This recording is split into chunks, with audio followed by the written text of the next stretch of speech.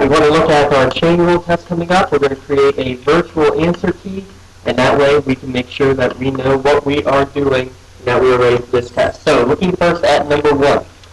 Chain rule again for all these. This one, the power of 7 is on the outside, so that's what we need to bring down.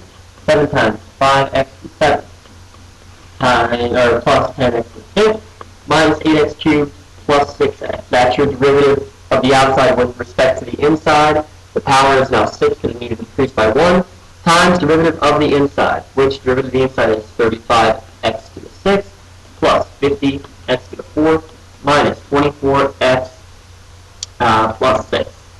If you leave it like that, you're in good shape. If you want to distribute the 7 into everything here, you can do that.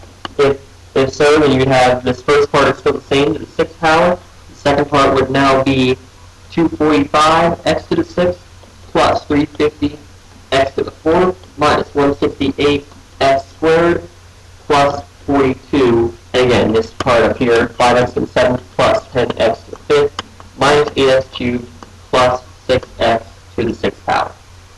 And it's still a 7 out front. That's number 1. Number 2, very similar. Don't be surprised if you see it where this was originally 1 over this, and then we had to adjust it to make it to the negative 4th power like that. That could be something that could definitely be done. In this case, for number 2, what we're going to do is say f prime is very similar. Same thing. You got to bring the negative 4 down in front. Everything on the inside stays the exact same, just as it is. The power has to decrease by 1. Make sure you do decrease a negative, make it more negative. Then times derivative of the inside will become 3x to the 5th plus 2x to the 4th plus x cubed. And again, same thing. If you want to distribute that in like you did in number 2, you can do that. The other thing, if you want to put that negative exponent, if you want that on the bottom, so the bottom will now be x6 plus 2/5 x to the 5th plus 1/4 x to the 4th. That's to the 5th power when it's on the bottom, negative 5th when it's on the top. And then the top, if you distribute it through just so you can see it, 12x to the 5th, negative 8x to the 4th, negative 4x cubed. Number 3, trig functions, which we all love so dearly.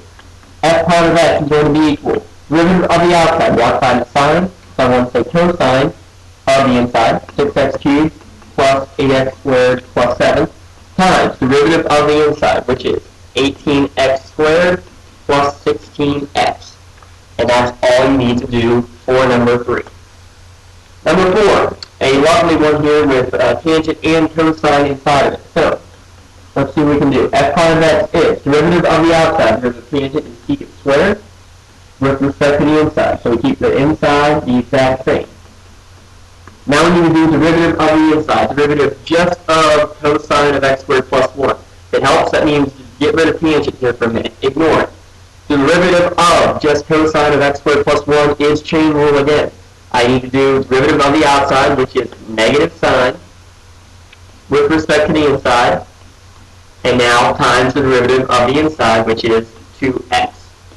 There's no things multiplied together, so I'd probably like to see the negative and then the 2 get out in front at least. So I would like to try to see it simplify to negative 2x secant squared of cosine of x squared plus 1 times sine of x squared plus 1. If you get to here, great. If you can simplify, at least get the number and the negative out front, that would be great as well.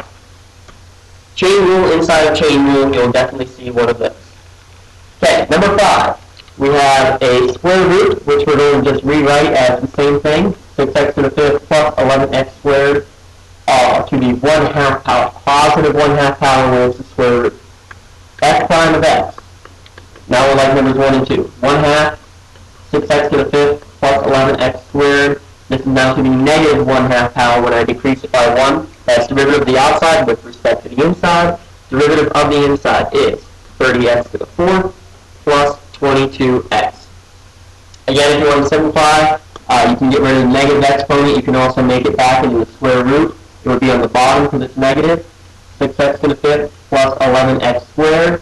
The top, I can distribute the 1/2 in if I want to, which I would suggest if you're going this far to do so. So it would be 15x to the 4th plus 11x.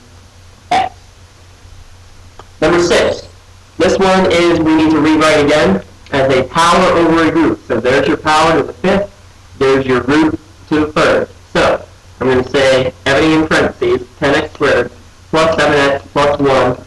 My power is now, it's the fifth power to the third root, 5 over 3 power. That means my derivative, f prime of x, will equal, same thing, 5 thirds comes down in front. I now have 10x squared plus 7x plus 1 is still the inside.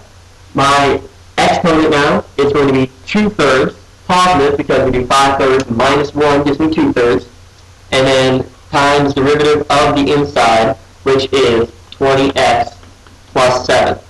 If you want to distribute that through, just so you can see it, it would be 100 over 3 here, and this would then be 35 over 3. If you wanted to distribute this part in, this would still stay the same, 10x squared plus 7x plus 1 for the first part to the 2/3 power. So you can do it that way as well. Alright? 7 and 8. 7 and 8. Another trig function here. Derivative of cosine is a negative sign. That's derivative of the outside with respect to the inside. Keep the inside the same. Times derivative of the inside, which is 28x to the 6th plus 5. And you're done just like that.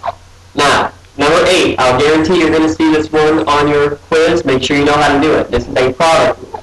I'm going to have a first, and I'm going to have a second. I'm even going to try to make it color-coded here so you can see exactly what we are going to do. So, f prime of x equals the first, so 4x squared plus 2x, all that squared, times the derivative of the second, which is, forgive me, this should have been to the third power that got cut off. This should have been the third power. So, just the derivative of the pink part is what I'm looking at right now, and I need to do chain rule.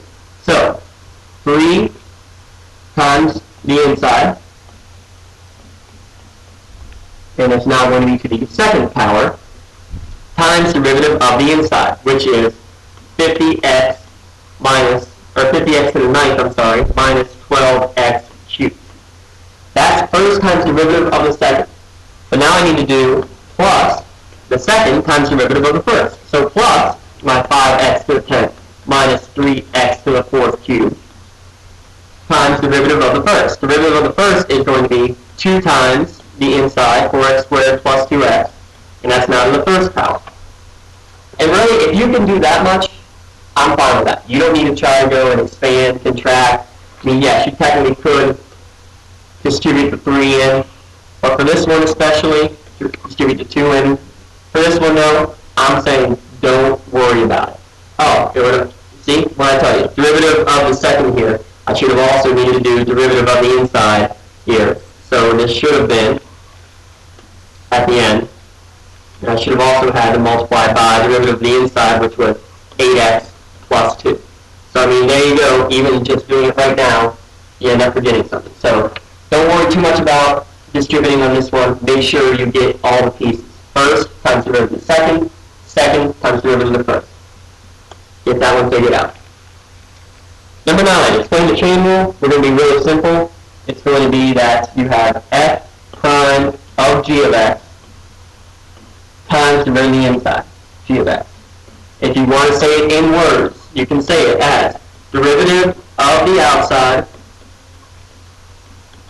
with respect to the inside times the derivative of the inside. That's what it means. If you want to use the formula, that's great. If you want to say it in words, that's great. Just show me you know what the chain rule really is. You use it with composite functions. Number 10, the line tangent to this equation at the point 1, 2. Well, to find the equation, I need to know the slope. The slope is going to be f prime. So to find f prime of x, the derivative, this is the same thing as what we've done before, 3x squared plus 1 to the 1/2 power. So do the derivative, 1/2, derivative of, or with respect to the inside, now the negative 1/2, times derivative of the inside, times 6x. When I do that, I can simplify if I want to, which I'm going to here. I'm going to have 3x, and then this would be on the denominator as a square root, negative 1/2 power. 3x squared plus 1 is what that equals. Now, I want to find it at a specific point. So that's where I'm going to plug in f prime of 1. F prime of 1 means I'm just going to plug in 1. 3 times 1 on the top, the square root of 3 times 1 squared plus 1 on the bottom. And I should get 3 over the square root of 4, so I should get 3 over 2 when I do that. So then that means I want to do y equals mx plus b. I know my y is 2, my slope is 3 over 2, my x is 1, and my b is what I don't know. So to subtract 3 halves from both sides, I'm going to end up with 1/2 is equal to b. So my final answer should be, I'll write it up here big in red, needs to be y equals the slope, which is 3 halves, x plus 1/2. Like so. Alright, and then the last problem on here, we need to find velocity and tangent. Well, velocity is the derivative of position, which equals chain rule. 2, derivative of the inside, or with respect to the inside, my apologies. Now the first power times derivative of the inside, which is 9x squared. I would simplify this because, well, it's going to make things a lot easier. I'm going to have, if I distribute this through, it'll be 6x cubed plus 8 times 9x squared. And I can even simplify a little bit more and say, when I distribute this through, I would have 54x to the 5th plus 72x squared. That's the velocity function. We're good. Now, the reason I simplified it is because it's going to make acceleration a lot easier. The derivative of velocity, which is, in this case, I'm going to multiply down to 5 times 54, which should give me a quite big number. I'm going to check myself right now. 270x to the 4th plus 144x. And that's my acceleration function. Now, if I left my velocity right here or even right here, I could have still done the derivative using the product rule or chain rule again. Probably product rule. However, it would have been very cumbersome. So simplify if you can first. It'll make things a lot easier when you get to this stage. So there you have it, your chain rule, and hopefully you'll be ready to go for your test.